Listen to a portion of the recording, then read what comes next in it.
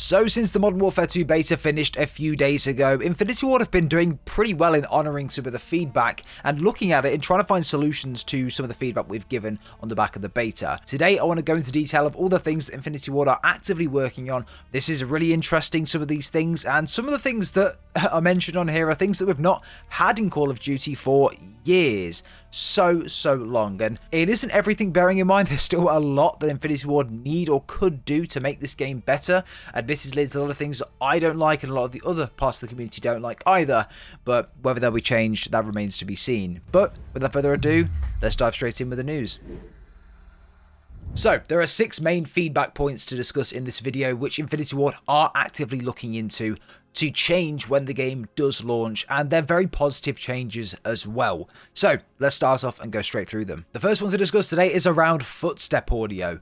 Audio in the beta was obnoxiously loud when anyone in general, teammate or enemy, were running literally on the other side of the map, and you could hear them like a T-Rex running through the map. It was just way too loud, but I do like the fact that I can hear people when they're coming around corners. So I'd like to still be able to hear people when running around corners and running through buildings and that sort of thing, but I don't want to be in a position where footsteps audio just can't be heard anywhere. So I hope they do find and strike a good balance between that, and I'm sure that they will, but this is what Infinity Ward had to say. Our sentiment around footstep audio was more positive in beta weekend 2. We have seen your continued feedback on the volume of footsteps and will continue to balance enemy/friendly footstep audio ahead of launch. Very self-explanatory, and I'm glad this is the point of interest they're looking into. The next one is around visibility of people. This was a big one in the beta that I certainly found myself having issues with as well. This stemmed from having a blue dot above your teammates' heads, but nothing above the enemy ones. So the problem was when your teammate was in front of you, but yet the enemy was directly in front of them,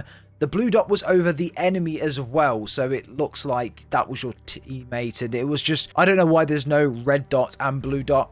Red dot being for the enemy, blue dot being for your teammates. That would make more sense to me. Maybe remove the blue dot entirely and just have the minimap there like they have in previous Call of Duty games.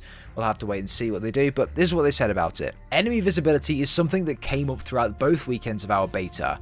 While many of you remarked on the improvements in weekend 2, we'll look to tweak increased enemy visibility to allow for better visual tracking of opponents that is not solely the traditional nameplate. There was a lot of issues throughout the beta weekend 1 and weekend 2 where enemies would just blend in really well with the environment as well, and I hope they strike a good balance with that also. We'll have to wait and see what changes they make to try and adjust that, but that was a big problem that I found in a couple of other previous games as well. So how they're going to be able to do that without completely changing the colour palette of the maps and the game itself, we'll have to wait and see, and it does remain to be seen, but I hope they do strike that balance. The next one is a solution or a potential solution for disbanding lobbies at launch. This has been a huge talking point since literally forever in the Call of Duty community. It just completely breaks up any social aspect of the game. You can't stay in a lobby with people you've played with or enjoyed. You can't carry on shit-talking people in that lobby because you're kicked out of it, essentially. And if you did well in a lobby, you want to stay in that lobby, but you can't do that because the lobbies disband.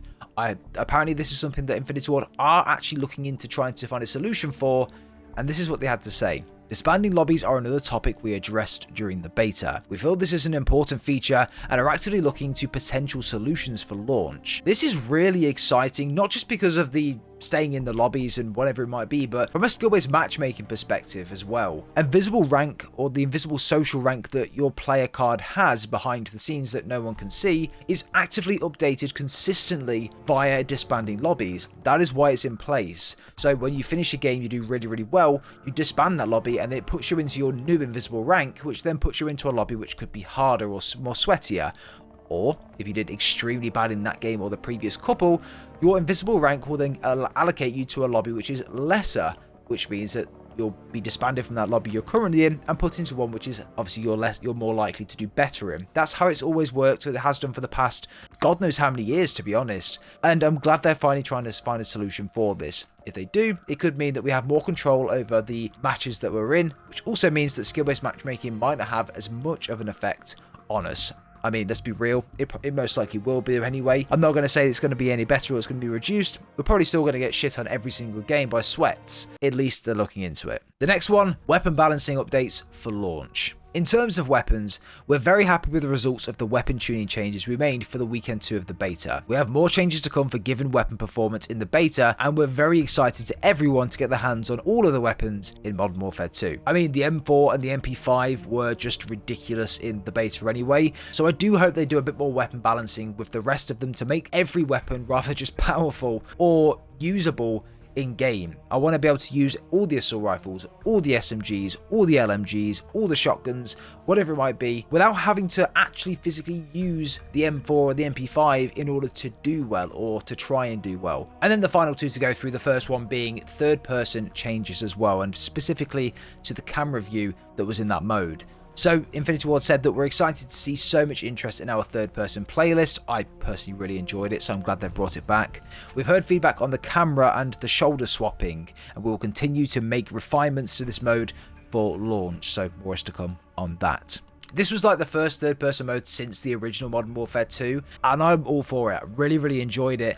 I would like the ability to be able to aim in and not go into the sort of aim in animation whilst in third person all the time. I'd like to also be able to just aim as you would in third person, you know?